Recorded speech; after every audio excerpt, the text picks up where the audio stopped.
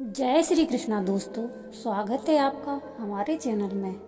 तो शुरू करते हैं आज का वीडियो। आज हम आपको कृष्ण से जुड़ी हुई 4 दुर्लभ कहानियाँ सुनाने जा रहे हैं। यहाँ हम आपको सुना रहे हैं कृष्ण के जीवन की ऐसी 4 कहानियाँ जो बहुत ही दुर्लभ हैं। जाने कि कैसे दुर्योधन की पत्नी कृष्ण भक्त हो गई, कैसे कृष्ण ने सत्यभामा के घमंड को ठीक किया, कृष्ण का सिरदर्द कैसे अजीब ढंग से गायब हो गया और क्यों कृष्ण ने अपने एक भक्त को उसके हाल पर ही छोड़ दिया। कहानी नंबर 1, दुर्योधन की पत्नी का कृष्ण भक्त हो जाना। दुर्योधन की पत्नी का नाम भानुमति था।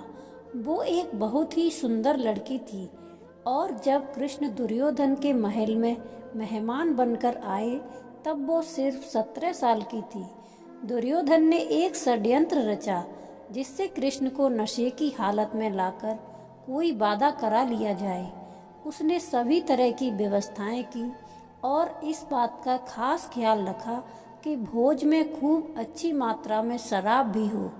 दुर्योधन के दोस्त भी आए और सभी ने इतनी शराब पी कि वे सब नशे में धुत हो गए, पर कृष्ण ने अपने आप को शांत रखा और वे हर किसी को खुश करते रहे। इस सारे हंगामे भानुमति में भी कुछ ज़्यादा ही पी ली, जितनी वो पी सकती थी उससे भी ज़्यादा। वो एक युवा लड़की थी और उसे इन चीज़ों की आदत नहीं थी, तो वो नशे में बहकने लगी। कुछ समय बाद सभी लोग बहकने लगे और चीज़ें काबू से बाहर जाने लगी। भानुमति अपने आप पर काबू खो बैठी। वो कृष्ण से लिपट गई और उनके लिए अपनी इच्छा प्रकट करने लगी। कृष्ण ने उसे किसी शिशु की तरह संभाला और वे समझ गए थे कि स्थिति खराब हो चुकी थी। वे समझ गए थे कि भानुमति अगर कुछ गलत कर बैठी तो बाद में संभाल नहीं पाएगी और हस्तिनापुर की रानी का गौरव कलंकित हो जाएगा। इसलिए कृष्ण उसको उठाकर महल के अंदर ले गए और उसकी सास गांधारी के कक्ष में जाकर उनके हवाले कर दिया। अगले दिन सुबह जब भानुमति को पता चला तो वो कृष्ण के प्रति सम्मान और कृतज्ञता से भर गई कि उन्होंने उसे बचा लिया था। तब से वो कृष्ण की भक्त हो गई। कहानी नंबर 2, कृष्ण की घमंडी पत्नी। सत्यभामा कृष्ण की दूसरी पत्नी थी। वो एक बहुत ही घमंडी स्त्री थी।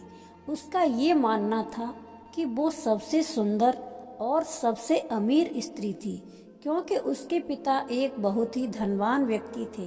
तो सत्यभामा जितने और जो रत्न और आभूषण और संपत्ति चाहती थी वो सब उसके पास थे। स्वाभाविक रूप से घमंड उसकी एक बड़ी समस्या थी। एक बार कृष्ण के जन्म दिवस के अवसर पर सत्यभामा ने सोचा कि वो सबको दिखाएगी कि वो कृष्ण को कितना प्यार करती थी। तो उसने तय किया कि वो कृष्ण के वजन जितना सोना शहर के लोगों में बांटेगी। इसे तुलाभार कहते हैं। ये मंदिरों में होता है। लोग एक बड़ी तराजू में अपने वजन के बराबर का मक्खन, घी या चावल या कुछ और रखकर वो चीज़ लोगों में बांटते हैं।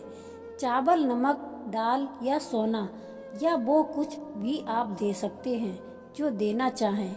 ये प्राचीन परंपरा हमारी संस्कृति का एक हिस्सा है। सत्यभामा ने तुलाभार की व्यवस्था की। लोग बहुत प्रभावित हुए, पर कृष्ण पर इन बातों का कोई असर नहीं हुआ। वे जाकर तराजू के एक पलड़े पर बैठ गए।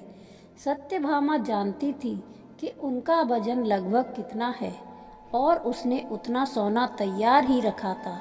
पर जब उसने सब सोना दूसरे पलड़े पर रखा तो कांटा जरा भी नहीं हिला। कृष्ण का पलड़ा थोड़ा भी ऊपर नहीं हुआ। ऐसा ही कुछ तब भी हुआ था जब कृष्ण एक शिशु थे। एक राक्षस आकर उन्हें ले जाने लगा। तब कृष्ण ने अपना वजन इतना बढ़ा लिया कि राक्षस वहीं गिर पड़ा और कृष्ण ने उसके ऊपर बैठकर उसे कुचलकर मार डाला। क्रिया योग में एक ऐसा तरीका है जिससे कोई योगी अपना वजन बढ़ा या घटा सकता है। ऐसी बहुत सी कहानियां हैं कि ऐसे योगी भी थे जो पहाड़ की तरह भारी हो जाते थे। तो इस बार श्री कृष्ण अपना वजन बढ़ाकर तराजू में बैठ गए। सत्यभामा ने उतना सोना दूसरे पलड़े पर रख दिया था जितना उनके हिसाब से कृष्ण के वजन के बराबर था, पर कुछ हुआ ही नहीं। तब तक कृष्ण शहर के सभी लोग ये घटना देखने के लिए आ गए थे।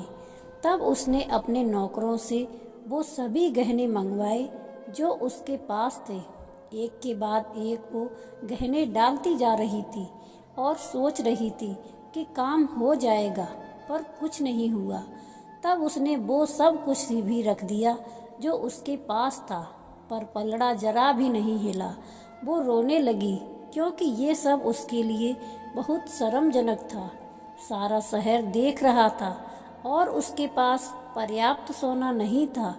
वो जो हमेशा अपनी संपत्ति के बारे में इतनी घमंडी थी, उसके पास पर्याप्त सोना नहीं था और उसे समझ में नहीं आ रहा था कि वो क्या करे। तब उसने रुक्मिणी की ओर देखा जिससे वो बहुत जलती थी और हमेशा परेशान रहती थी। उसने रुक्मिणी से पूछा, अब मैं क्या करूं? क्योंकि ये बात सिर्फ मेरे लिए ही नहीं पर तुम्हारे और हम सबके लिए भी बहुत शर्मजनक है। मैं क्या करूं? तब रुक्मिणी बाहर गई और तुलसी के पौधे के 3 पत्ते उठा लाई। जैसे ही तुलसी के वे पत्ते उसने तराजू के दूसरे पलड़े पर रखे, कृष्ण का पलड़ा तुरंत ही ऊपर आ गया। तो ऐसे कृष्ण ने अपनी पत्नी सत्यभामा का घमंड चूर चूर कर दिया। कृष्ण का अर्धभक्त। एक दिन कृष्ण दोपहर में खाना खा रहे थे और सत्यभामा बहुत ही खुशी और गर्व के साथ खाना परोस रही थी, क्योंकि वो ऐसे व्यक्ति नहीं थे जो रोज खाना खाने घर पर आए। उसे ऐसा अवसर कभी कभी ही मिलता था कि वो उन्हें खाना परोसे, तो वो ये बहुत खुशी और आनंद से कर रही थी। खाने के बीच में ही कृष्ण अचानक उठ खड़े हुए और हाथ धोए बिना ही दरवाजे की ओर दौड़ने लगे। सत्यभामा अवाक रह गई और बोली, अरे ये क्या है? खाना तो खा लीजिए और फिर जाइए। कृष्ण बोले, नहीं, मुझे जाना जरूरी है, और मुख्य दरवाजे की ओर दौड़ पड़े। पर अचानक वे वापस मुड़े और खाना खाने बैठ गए। तब सत्यभामा ने पूछा, आप इस तरह क्यों दौड़ पड़े और क्यों वापस आ गए? ये सब क्या है? कृष्ण ने जवाब दिया, मेरा एक भक्त जंगल में बैठा था और उसने जीवन प्राण ही कृष्ण कृष्ण कृष्ण हो गए थे। मैंने एक भूखे बाघ को उसकी ओर आते देखा तो मुझे जाना पड़ा। मैं दरवाजे तक पहुंचा ही था कि उस बेवकूफ ने पत्थर उठा लिया, तो मैं वापस आ गया। अब उसे अपने आप ही अपनी परिस्थिति संभालने दो। दोस्तों, तो ये थी अर्धभक्त की कहानी। अब सुनिए कृष्ण के सिर दर्द का इलाज। एक बार कृष्ण के जन्म दिवस के अवसर पर उत्सव मनाने के लिए बहुत बड़ी तैयारियां की गई थी।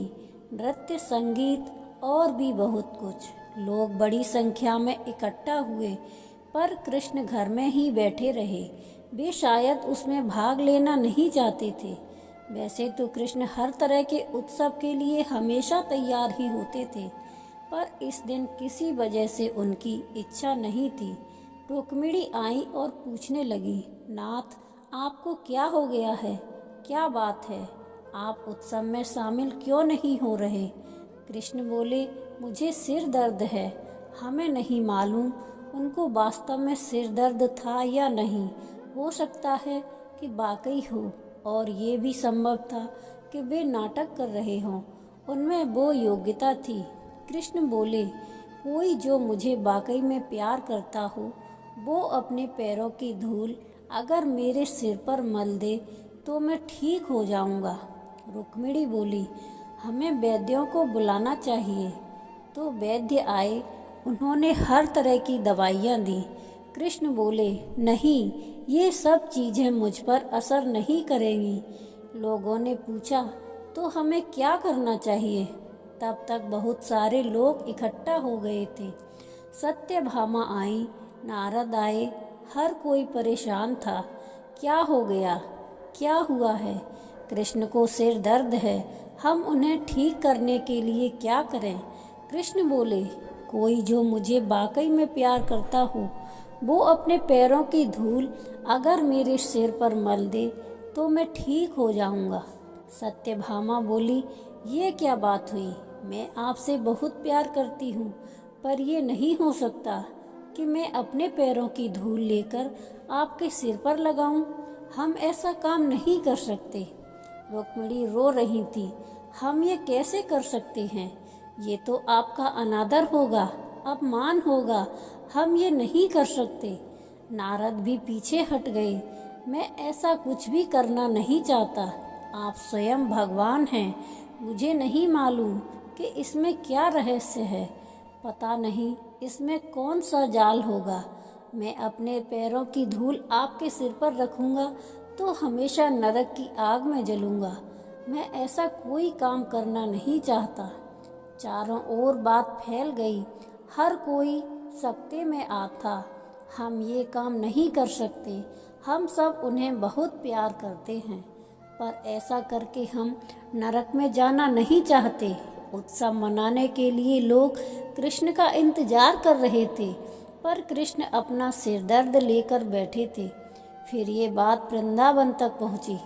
गोपियों को मालूम पड़ा कि कृष्ण को सिरदर्द है। तब राधा ने अपनी साड़ी का पल्लू फाड़कर जमीन पर बिछा दिया और सब गोपियां उस पर नाचने लगी। उन्होंने फिर वो पल्लू नारद को देकर कहा, इसे ले जाइए और कृष्ण के सिर पर बांध दीजिए। नारद वो धूल भरा पल्लू ले आए और उसे कृष्ण के सिर पर बांध दिया। कृष्ण का सिर दर्द तुरंत ठीक हो गया। कृष्ण ने हमेशा स्पष्ट रूप से बताया कि उनके लिए कौन सी चीज़ सबसे ज़्यादा महत्वपूर्ण थी। हालांकि वे राजाओं के साथ घूमते थे और उन्हें बहुत से राज्य भेंट किए गए, पर उन्होंने वे नहीं लिए।